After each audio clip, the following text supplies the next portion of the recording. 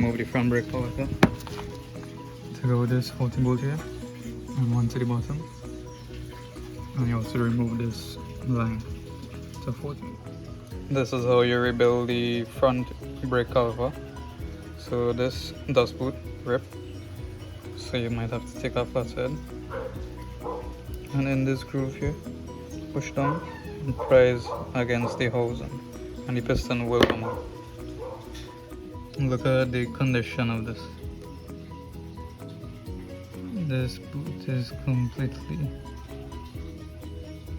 terrible. So if it's really seized up like terrible, take a screwdriver and push it through the brake line and push out. So I finally got it out. This is the condition of the inside. Clean this up. I got some measurements one time. This is 54 mil, 45.